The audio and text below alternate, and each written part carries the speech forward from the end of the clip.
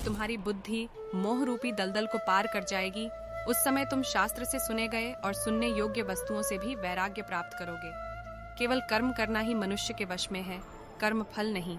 इसलिए तुम कर्म फल की आसक्ति में ना फंसो तथा कर्म का त्याग भी ना करो।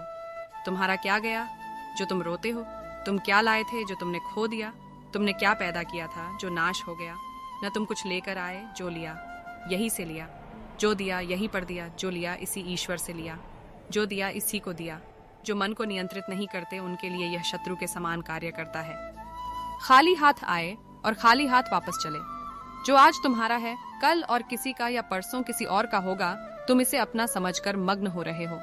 सुख दुख, लाभ हानि और जीत हार की चिंता ना करके मनुष्य को अपनी शक्ति के अनुसार कर्तव्य कर्म करना चाहिए।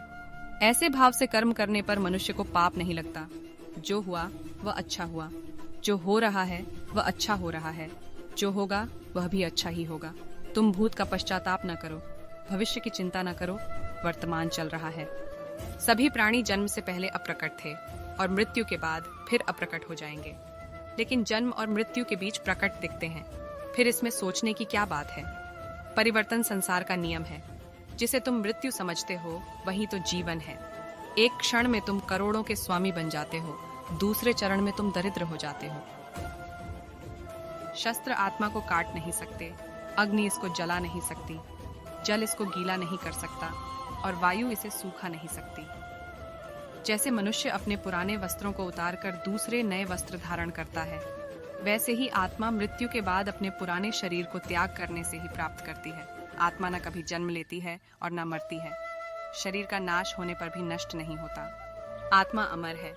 जो लोग इस आत्मा को मारने वाला या मरने वाला मानते हैं, वे दोनों ही नासमझ हैं। आत्मा न किसी को मारती है और न ही किसी के द्वारा मारी जा सकती है। न यह शरीर तुम्हारा है, न तुम शरीर के हो।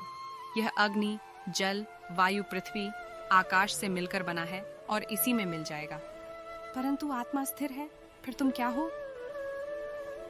तुम ज्ञानियों की तरह बातें करते हो, लेकिन जिनके लिए शोक नहीं करना चाहिए उनके लिए शोक करते हो।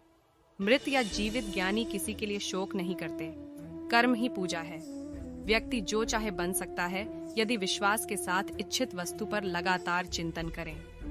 मैं काल हूँ, सबका नाशक। मैं आया हूँ दुनिया का उपभोग करने के लिए।